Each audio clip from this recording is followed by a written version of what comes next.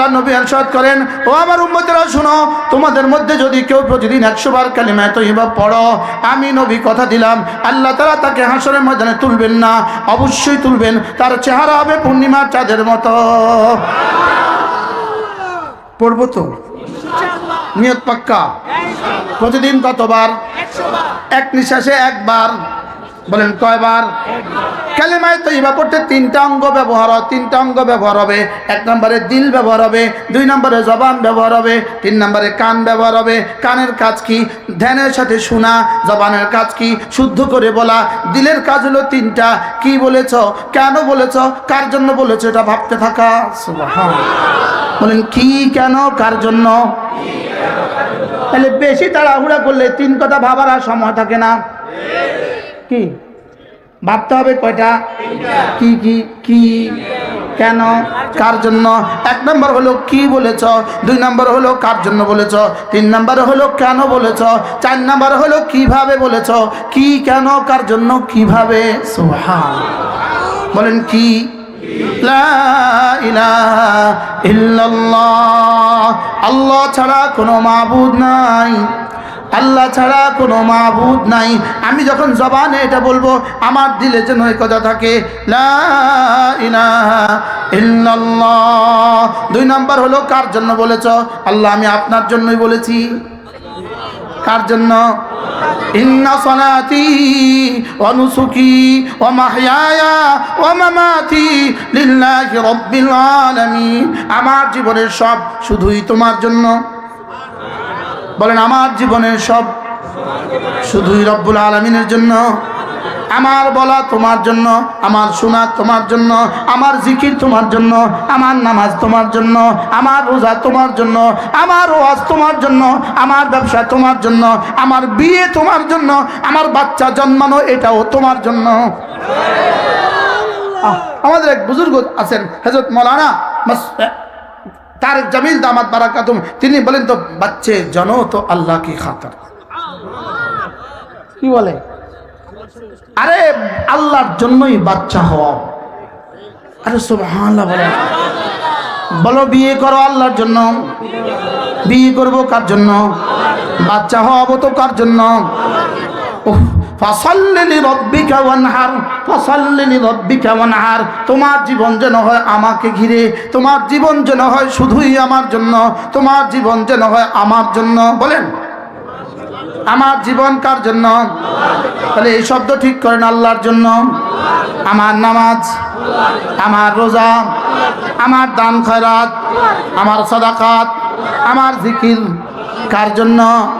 আল্লাহর জন্য। মান আহাব্বা লিল্লাহ ওয়া আবগাদা লিল্লাহ ওয়া আতা লিল্লাহ ওয়া মানা লিল্লাহ ফাকাদ ইসতাকমালাল ঈমান। যে জীবন বানিয়েছো আমার জন্য, তুমি তোমার ঈমানকে পূর্ণাঙ্গ করে নিলে। জীবন কার জন্য? আবার বলেন কার জন্য? আমার জীবন কার জন্য? আমার যৌবন কার জন্য? আমার হায়াত কার জন্য? আমার মওত কার জন্য? হাত্তাল লুকমাতা ফি ইমরাতিক, স্ত্রীর মুখে লোকমা তুলে দিবা এটাও যেন হয় আল্লাহর জন্য। এজন্য হাকিমুল উম্মাত মুজাদ্দিদ মিল্লাত আশরাফুল্লাহ আল্লাহ আমার কথা তিনি বলেন, কোন মানুষ যদি ঘরে ঢুকার সঙ্গে সঙ্গে দেখলো বাচ্চাটা কাঁদে, বাচ্চা কি করে? এবার বলেন আপনি কি করবেন তখন? বাচ্চাটাকে আদর করবেন, লেকিন বাচ্চা আদর করার আগে 1টা সেকেন্ড তুমি একটু ভেবে নাও, আমি এটা করছি আল্লাহর জন্য। সুবহানাল্লাহ। আমি এটা করছি কার জন্য? বাহ, কি শুনতেছেন? বলে কার জন্য? আল্লাহর জন্য। স্ত্রীকে ভালোবাসা আল্লাহর জন্য, স্ত্রীর মুখে লোকমা তুলে দেওয়া আল্লাহর জন্য, বাচ্চা কোলে নেওয়া তো আল্লাহর জন্য, জামা পরবো তো আল্লাহর জন্য, বাজারে যাবো তো আল্লাহর জন্য, মসজিদে যাবো তো আল্লাহর জন্য। বলেন কার জন্য? আবার বলেন কার জন্য? বলতে বলতে যদি আল্লাহ দিলে দিয়ে দেয়। আমরা আছি আলা খাতারিন আযীম, আমরা আছি আলা খাতারিন আযীম। বক্তারা কোথায় আছি? আলা খাতার আযীম, আলা খাতারিন আযীম। আমার পীর ও মুর্শিদ হযরত মাওলানা সুলতান আহমদ নানুপুরি রহমতুল্লাহ আলাইহি হুজুর বলতেন, মসজিদের জানালা খুলেছো তুমি, আরে রুমের জানালা কাটছো আলো বাতাস আসার জন্য, লেকিন তুমি মনে মনে নিয়ত করছো মসজিদ থেকে আজান আসার জন্য। এবার কেমন হবে? এবার হয়ে গেছে আল্লাহর জন্য। সুবহানাল্লাহ। আলো বাতাস কি বন্ধ না? বন্ধ না আছে? হ্যাঁ, হুজুর বলেন যে একজন কৃষক জমিনে লাঙ্গল দিছে, লাঙ্গলের ফলে একটা চিংড়ি বের হয়ে আসছে, চিংড়ি কাদা মাটিতে চিংড়ি বের হয়ে আসছে। এবার লোকটা বড় খুশি, চিংড়ির ঘুপ ধরে দৌড় দিছে বাড়ির দিকে। পথে আরেক বেটা বলে এটা কি? বলে এটা চিংড়ি। পেয়েছো কোথায়? লাঙ্গলের ফলায়। এবার ওই বেটা লাঙ্গল লইয়া খেতে গেছে গা চিংড়ির লেগা। কবে আসবে চিংড়ি? বুঝেন না? এবার চিংড়ি আসবে কবে? আবার আল্লাহ ভালো জানে। আরে চিংড়ি আসবে না, সন্ধ্যা পর্যন্ত খালি লাঙ্গল দিছে, লেকিন চিংড়ি আর নাই। আরেক বেটাকে তুমি চিংড়ি লাঙ্গল দিছো কি লেগা? চিংড়ির লেগা। বেকুব, চিংড়ির লেগে কেউ লাঙ্গল দেয়? লাঙ্গল দিতে হয় চাষের জন্য, চিংড়ি থাকলে আসে। ওয়াজ করতে হয় আল্লাহর জন্য, হাদিয়া থাকলে আসে। জি আসতে বলেন, আসতে। ওয়াজ করতে হয় কার জন্য? চিংড়ি থাকলে বলেন না, চিংড়ি থাকলে কি? আর যদি চিংড়ির জন্য ওয়াজ করে? বেকুব, আসতে করেন বেকুব। সব বক্তারা হয়ে গেছে মানে ইসমাইল সাহেব। চিংড়ির জন্য ওয়াজ করলে কি? আবার কন তবলিগে গেলে কিছু হাদিয়া মিলে, এখন একজনের তবলিগে যা হাদিয়ার লেগে বেকুব কি? তাহলে আমার জীবন হবে কার জন্য? এই জন্য যারা কন্ট্যাক্ট করে অ্যাডভান্স বেকুব, বেকুব জোরে কন। আর যারা গন্যা টিয়ালা ছায়া টিয়ালা বেকুব। আল্লাহকে আমি দিব বিনা হিসাবে, তুই অঙ্ক বয়ালিকা কি? আল্লাহ কি কর? আল্লাহকে আমি দিব বিনা হিসাবে, তুই অঙ্ক বয়ালিকা। জোরে কন বেকুব, বেকুব, বেকুব। আল্লাহকে আমি দিতাম হীরা, তুই মাটি নিলি কে? বল আমি দিতাম হীরা, বলেন তুই মাটি নিলি কে? ফাজাইলে সাদাকাতের মধ্যে এক আজীব কিচ্ছা লিখছে, আজীব ঘটনা। এক নওজোয়ান, তারা তিন ভাই। তারা কয় ভাই? তিন ভাই। তো তাদের মা অসুস্থ হয়ে গেছে। দুই ভাই বললো আমরা মার সেবা করতে পারবো না, আমরা ব্যস্ত। আমি এই ঘটনাটা পড়ছি আনোয়ার খান মডেল হসপিটালে, আমার মা হাসপাতালের বেডে, আর আমি হাসপাতালের মসজিদে বসে বসে পড়ছি। আল্লাহ আজকে দিলে আমার এই সবক তুমি। কি বলছে? দুই ভাই কি বললো? এক ভাই বলতেছে আমি খেদমত করি। এই ভাই মার খেদমত করে। রাতের বেলায় স্বপ্নে দেখলেন একজন এসে 100 দিনার দিল। স্বপ্নের মধ্যে 100 দিনার দিয়ে দিল। বলল এটা তুমি খরচ করবা, তুমি তোমার মায়ের খেদমত করো, আমরা তোমার খেদমত করছি, 100 দিনার। তো এই যুবক জিজ্ঞেস করবো হালবুরে কফিহে, এর মধ্যে কি বরকত দেয়া হবে? তো বলে লা লা লা, না বরকত নাই, এটার মধ্যে কি নাই। দ্বিতীয় দিন আবার স্বপ্নে দেখলো একজন এসে 10 দিরহাম দিল, 10 দিরহাম দিয়ে বললো এটা ধরো তুমি খেদমত, এটা তোমার পুরস্কার। এটার মধ্যে কি বরকত হবে? না না, এটার মধ্যে বরকত নাই। যুবক বললো এটা তাহলে আমার দরকার নেই। আগের দিন 100 নিল না, আজকে কত নিল না?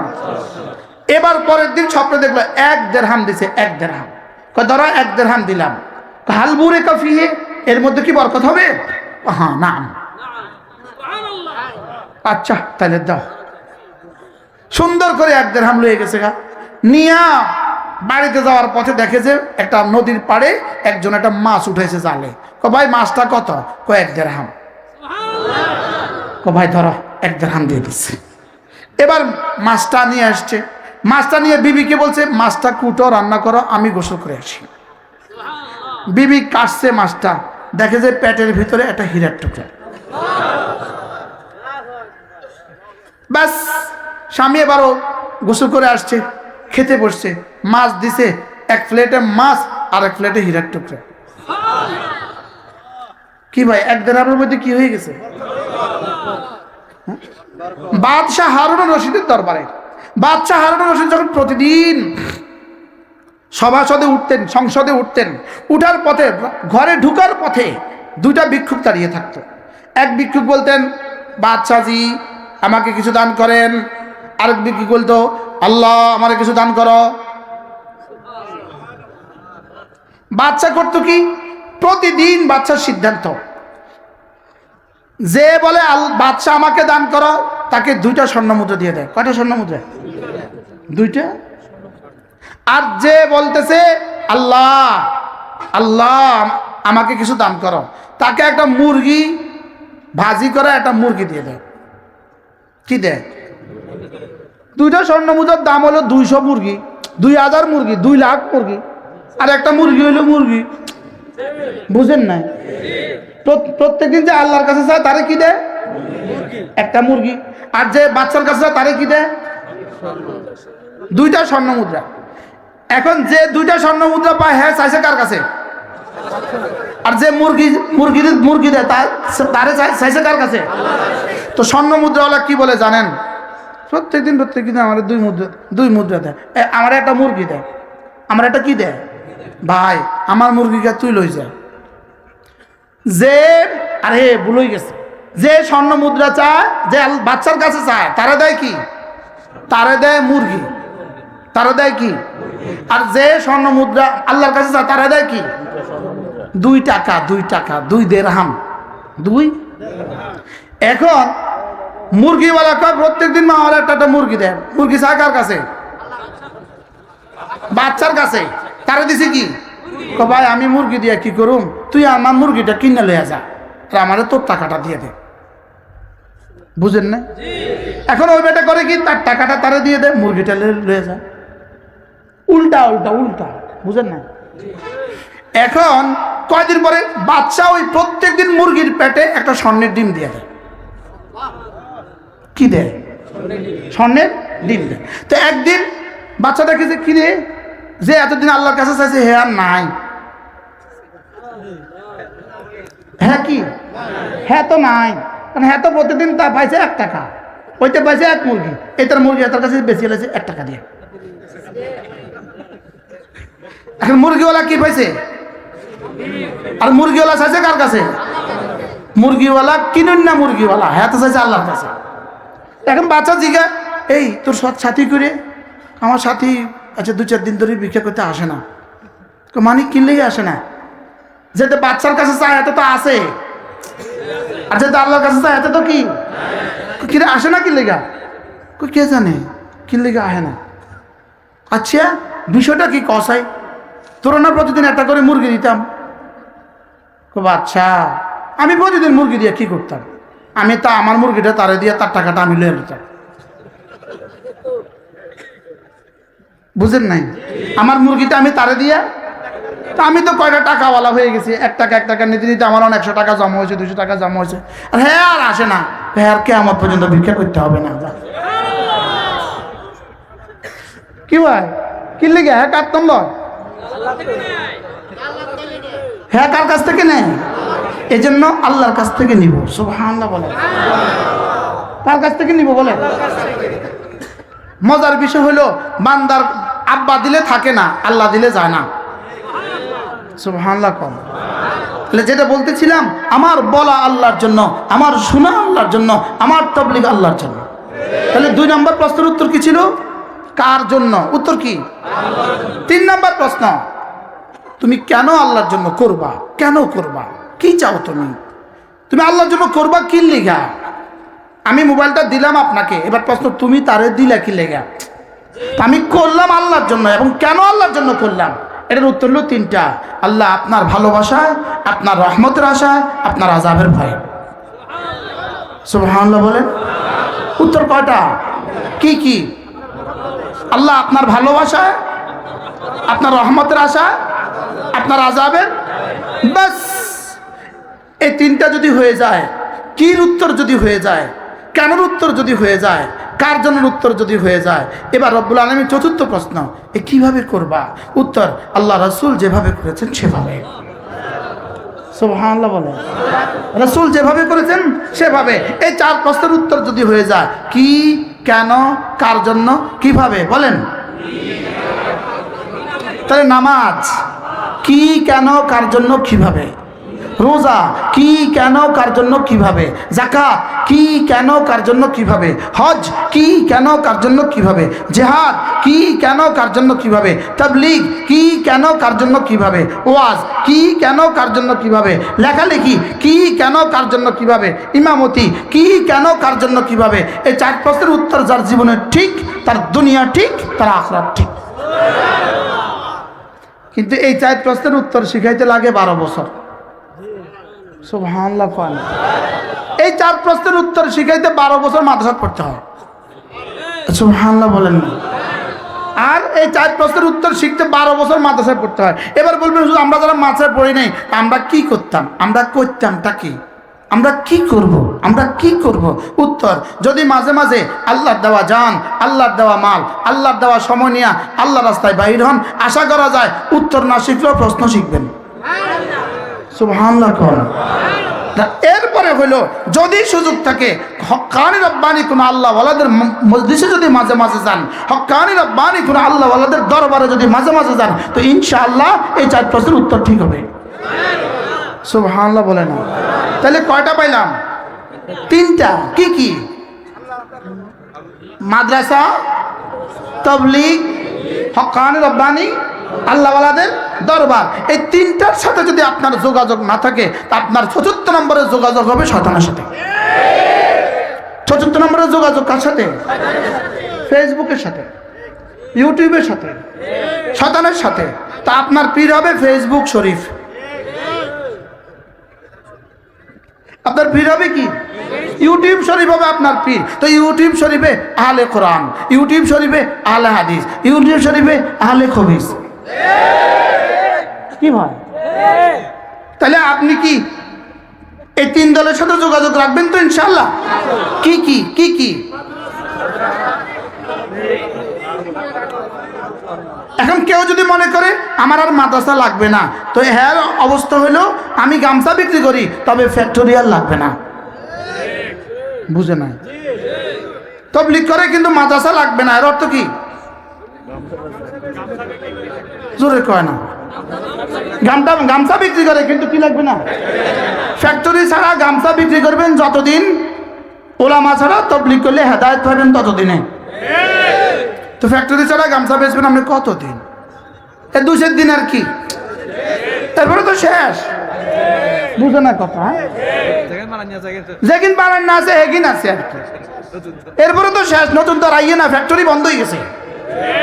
তাহলে বোঝা গেছে মাদ্রাসা ছাড়া তাবলীগ কেমন, ফ্যাক্টরি ছাড়া গামছা যেমন।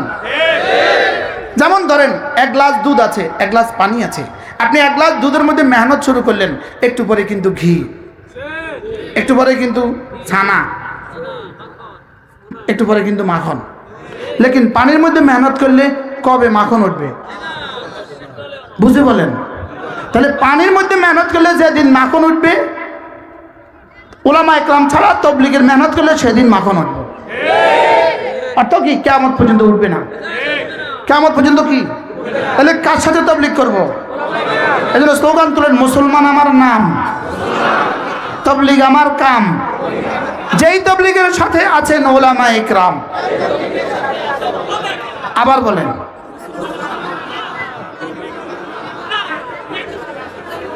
এই জন্য এ গ্রুপের সাথে তাবলীগ করব। এ গ্রুপ, এ তে আলেম, বি তে বেগাইরে আলেম। এতে কি আর বি তে কি? আপনি তাবলীগ করবেন এ গ্রুপের লাগে না বি গ্রুপের লাগে? গ্রুপ এ কি লিগা, আর বি গ্রুপ জোরে বলেন। আমি এটা কইছি, তুমি তোর জমা করতেছ। তাওজিউল কওল বিমা লা ইয়ারদা বিল কায়েল লাজম আছে।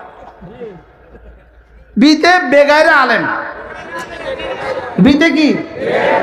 বেগাইরে আলেম। এজন্য আলহামদুলিল্লাহ বলেন, আলহামদুলিল্লাহ আমাদের ইস্তেমা হয়ে যাচ্ছে। আর কালকে দোয়া, কালকে কি? আল্লাহ ইস্তেমা মাহফিলকে, ইস্তেমা মজলিসকে কবুল করেন। যদি সুযোগ থাকে, হুজুর সরমনের মাহফিলটা কবে? 28, 29, 1 ফেব্রুয়ারির 28, 29, 1 চরমনের মজলিস ময়দানে চরমনের মাহফিল ইনশাআল্লাহ আসতে করছেন। ইনশাআল্লাহ আমি বলি তিনটা আমার কাজ, মাদ্রাসা আমার কাজ, দাওয়াত আমার কাজ, তাজকিয়া আমার কাজ। আমি বলি মাদ্রাসা আমার কাজ, বলেন তাবলীগ আমার কাজ, হক্কানি রব্বানি সিলসিলার পীর আমার কাজ, এটা আমার কাজ, এটা আমার কি। বাকি একটা করতে গিয়ে যদি একটা ছেড়ে দেন, তা আপনার সামনে মুরগি আছে, খাসি আছে, ভর্তা আছে, আপনি শুধু ভর্তা দিয়ে খেলেন আর কি। আমি বুঝাতে পারতেছি কিনা না, মনে কারো মনে কষ্ট দিতেছি কেন?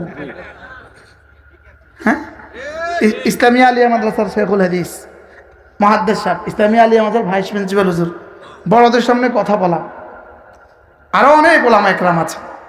হুজুর তো রিটায়ারমেন্ট আসছেন না? হুজুর চাকরি আছে না এখন? আর কারামতি থেকে মাশাআল্লাহ, হুজুর কারামতি আলিয়া মাদ্রাসা ছিলেন। তো বড়দের সামনে কথা বলা এই জন্য ডরও লাগে।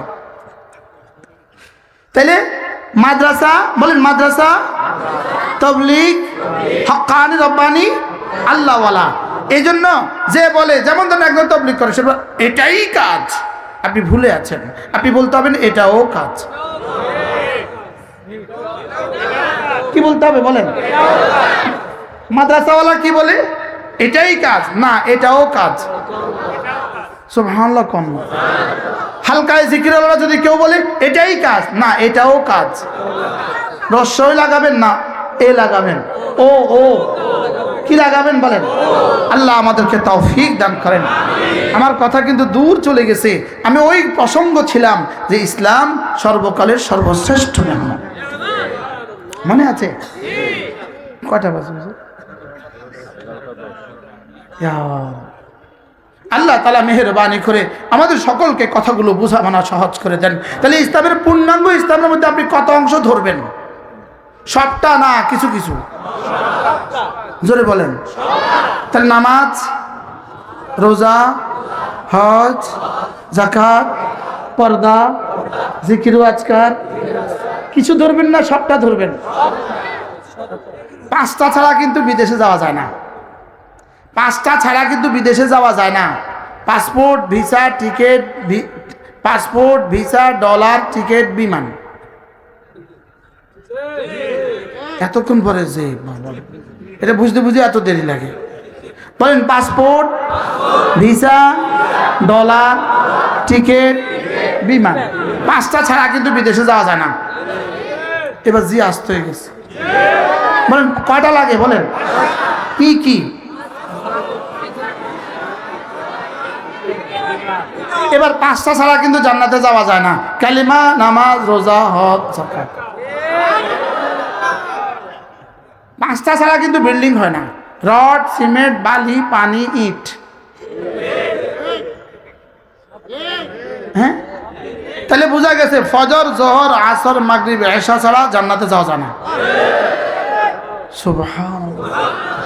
আপনি কিন্তু মেয়ে বিয়ে দিবেন না। চক্ষু, কর্ণ, নাসিকা, জিহ্বা, ত্বক। চোখ নাই তার কাছে কিন্তু মেয়ে বিয়ে দেন না। কান নাই তার কাছে কিন্তু মেয়ে বিয়ে দেন না। তাহলে কয়টা লাগে? এখানে কয়টা আছে? পূর্ণাঙ্গ মানুষ হওয়ার জন্য কয়টা লাগে? কি কি? চোখ, কান, নাক, জিহ্বা, ত্বক। তাহলে পূর্ণাঙ্গ মুসলমান হওয়ার জন্য কালেমা, নামাজ, রোজা, হজ, যাকাত, ফজর, জোহর, আসর, মাগরিব, এশা। সুবহানাল্লাহ বলেন। তাহলে ফজর ছাড়া মুসলমান কেমন? চোখ ছাড়া মুসলমান যেমন। কি বুঝে কোন? ফজর ছাড়া মুসলমান কেমন বলেন? এবার নামাজ ছাড়া মুসলমান কেমন? মাথা ছাড়া মানুষ যেমন। কি বলছি বলেন? নামাজ ছাড়া মুসলমান কেমন? আবার বলেন তো। মাথা ছাড়া মানুষ হয়। তাহলে মাথা ছাড়া যেমন মানুষের কল্পনাও করা যায় না, নামাজ ছাড়া ইসলামের কল্পনাও করা যায় না। তার আজ থেকে নিয়ত করেন, আজ থেকে 5 ওয়াক্ত নামাজ পড়বই পড়ব। বলেন ইনশাআল্লাহ। আল্লাহ তৌফিক দান করেন। 5 ওয়াক্ত নামাজ পড়বো তো ইনশাআল্লাহ। হাত নামান। কবে থেকে পড়বেন? ইনশাআল্লাহ। আল্লাহ আমাকে তৌফিক দান করেন।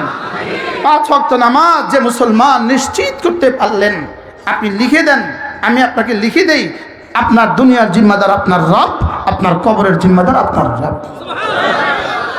5 ওয়াক্ত নামাজ পড়বো তো ইনশাআল্লাহ। অনেক ব্যবসায়ী বন্ধুরা নোয়াখালীর ব্যবসায়িক সেন্টারে আজকের এই মাহফিল। এই জন্যই আমি আপনাদের সামনে সূরা জুমার ওই 3 আয়াতে কারিমা তেলাওয়াত করেছি, যেই 3 আয়াতে কারিমার মধ্যে রব্বে করিম উম্মতি মুসলিমার পুরো জীবনের খোলাসা ব্যক্ত করেছেন। যেই 3 আয়াতে কারিমার মধ্যে আল্লাহ তাআলা পুরো দুনিয়ার মানুষের মধ্যে ডিউটি বন্টন করেছেন। ডিউটি, যে তোমাদের ডিউটি কি হবে? তোমাদের ডিউটি হবে ঈমান, তোমাদের ডিউটি হবে কাজ, তোমাদের ডিউটি হবে নামাজ, তোমাদের ডিউটি হবে জিকির। সুবহানাল্লাহ। এই 4টার জন্য আমি আপনাদের সামনে সূরা জুমার শেষ আয়াতে কারিমাগুলো তেলাওয়াত করেছি। সময়ের সংক্ষিপ্ততায় আজকের মতো এখানেই শেষ হইল। আল্লাহ তাআলা মেহেরবানি করে আমাদেরকে কথাগুলো বুঝা মানা সহজ করে দেন। সকলে বলি আমিন। এই মাহফিলকে আল্লাহ তাআলা কিয়ামত পর্যন্ত দায়ম আর কায়েম ফরমান। সুবহানাল্লাহি বিহামদিহি, সুবহানাকাল্লাহুম্মা বিহামদিক, আশহাদু আন লা ইলাহা ইল্লা আনতা আস্তাগফিরুকা ওয়া আতুবু